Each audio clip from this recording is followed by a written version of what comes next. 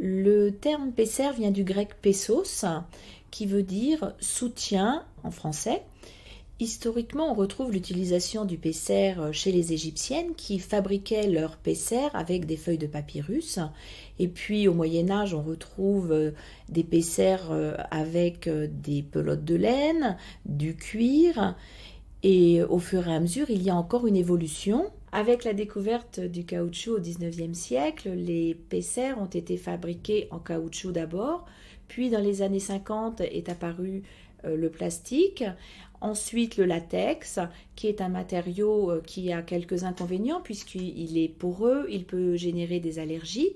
Et aujourd'hui, avec l'évolution des matériaux, on arrive à des pessers fabriqués en silicone.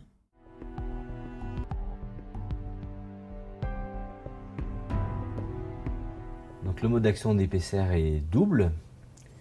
Il y a d'une part un effet support du pesser, en particulier pour les pessers en anneau, qui vont se comporter un petit peu comme le mât d'un chapiteau de cirque et qui, en prenant appui sur les muscles releveurs, va soutenir en hauteur le fond vaginal. C'est pour ça d'ailleurs qu'il y a assez fréquemment des problèmes d'érosion avec les pessers en anneau laissés en permanence dans le cul-de-sac vaginal postérieur.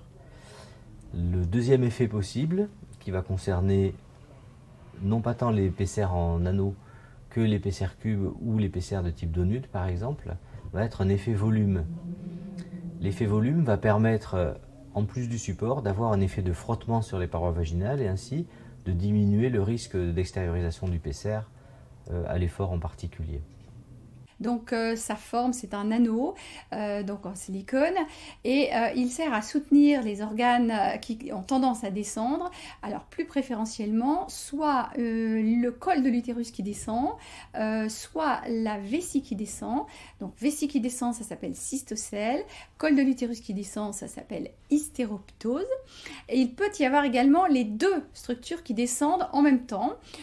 Et donc on peut, pour les soutenir, pour les contenir, installer cet anneau qui s'appelle un pesser anneau, pesser ring.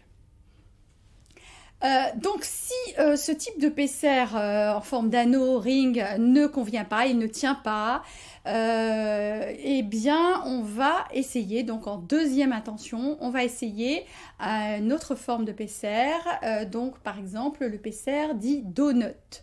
Donut en référence à la fameuse pâtisserie anglo-saxonne, où donc il s'agit d'un anneau, mais qui est beaucoup plus épais. Alors il est plus épais en ce sens que la lumière à l'intérieur est plus petite, et puis plus épais dans la hauteur. Et donc, il va avoir deux avantages de ce fait, ce pesser en forme de donut. Il va empêcher que le prolapsus viennent s'infiltrer, s'engouffrer au milieu, ce qui arrive et qui est ennuyeux. Et puis, il va aussi comprimer par son épaisseur, il fait un bon centimètre, ou peut-être même 2 cm de hauteur sur certains modèles, eh bien, il va empêcher l'éventuelle survenue d'une incontinence urinaire. Le donut est donc plus volumineux, dans tous les sens, et donc on ne peut pas le contraindre comme l'anneau simple, on ne peut pas le plier, on peut un tout petit peu appuyer pour qu'il prenne quelques millimètres de moins, mais il est tout de même assez encombrant. Ce qui veut dire que pour pouvoir l'installer, il faut que la vulve soit suffisamment élastique, admette suffisamment de se laisser distendre, il faut qu'elle soit bien lubrifiée, bien nourrie également. Si la patiente est ménopausée, il faut qu'elle ait un traitement de sa trophicité, moyennant quoi donc on arrivera à mettre et de la même façon à retirer ce donut, mais c'est un tout petit peu plus délicat que l'insertion et le retrait de l'anneau simple. Donc, une fois qu'on a essayé le donut, on peut toujours ne pas avoir de succès et avoir un prolapsus qui ne se laisse pas bien contenir. On va essayer une autre forme qui s'appelle le pesser Dish-bouton, qui est plus mince que le donut, mais qui a donc la forme, on va dire, d'une coupelle, qui a une concavité et donc qui a également une réduction de la lumière centrale.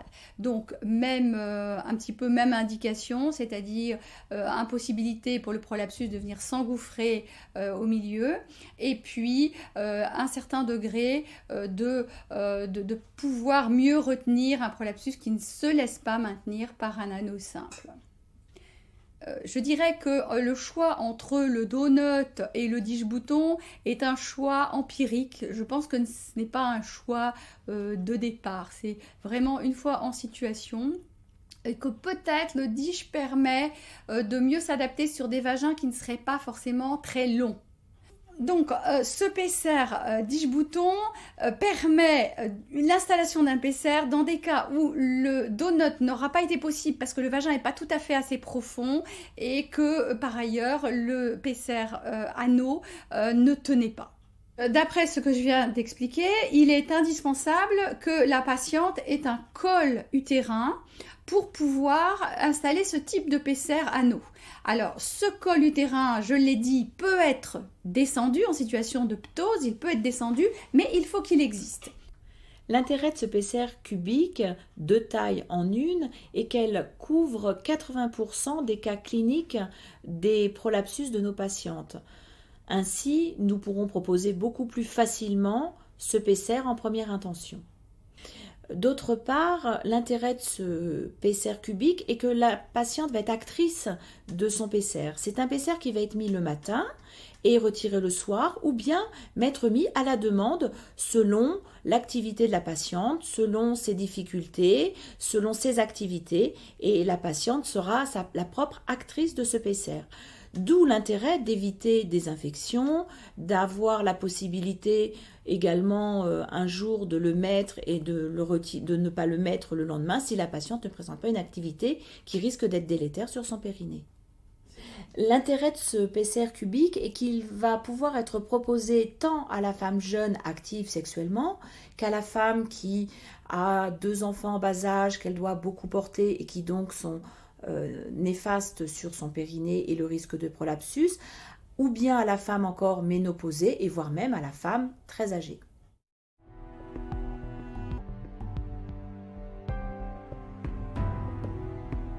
En tant que chirurgien, donc je prescris des PCR très régulièrement depuis maintenant plus de 10 ans. Il faut savoir que le Code de la santé publique, le Code de déontologie ainsi que l'éthique médicale nous obligent à informer nos patients de toutes les alternatives thérapeutiques à la chirurgie. Et le PCR est quasiment la seule alternative thérapeutique à la chirurgie pour le traitement des prolapsus. Nous sommes donc tenus de signaler aux patients que l'utilisation d'un PCR peut leur apporter un bénéfice et de leur laisser le choix entre les différents traitements. Les patientes qui sont éligibles à la chirurgie, bien entendu, elles ont un bilan, en particulier un bilan anesthésique, et il est évident que l'état général et l'âge sont un facteur décisif. Et en chirurgie, il y a donc des contre-indications qui, d'elles-mêmes, amènent à proposer une alternative à la chirurgie, et ce sont donc les PCR. C'est sûr qu'en tant que chirurgien, on a tendance à pousser un peu les femmes jeunes, en tout cas au moins celles qui n'ont plus de désir de grossesse, à la chirurgie, parce qu'on peut toujours avoir un PCR pendant 40 ans, mais il est vrai qu'en tant que chirurgien, on les pousse un petit peu quand même à la chirurgie à partir de 50 ans. Par contre, les femmes jeunes qui ont encore une possibilité d'avoir des grossesses, celles-là, on leur proposera volontiers un PCR jusqu'à ce qu'on soit sûr qu'elles ne veulent plus de grossesse. Car la chirurgie d'un prolapsus ne contre-indique pas une grossesse, mais complique fortement un futur accouchement. Les indications du traitement du prolapsus sont évidemment fonction de la gêne fonctionnelle. C'est quand même le premier symptôme à prendre en compte. Si la patiente n'est pas symptomatique du tout, c'est vrai que l'indication chirurgicale est bien à peser, car la chirurgie c'est bien, mais il y a des complications de la chirurgie, il y a c'est une chirurgie fonctionnelle et les patientes ne sont pas forcément toujours très contentes après une chirurgie, surtout si elles n'étaient pas gênées. Donc il est évident qu'un prolapsus non gênant, bien entendu à condition qu'il ne soit pas extériorisé, va un petit peu orienter soit sur l'abstention chirurgicale, soit éventuellement vers une rééducation qui peut leur redonner un confort, soit vers un PCR.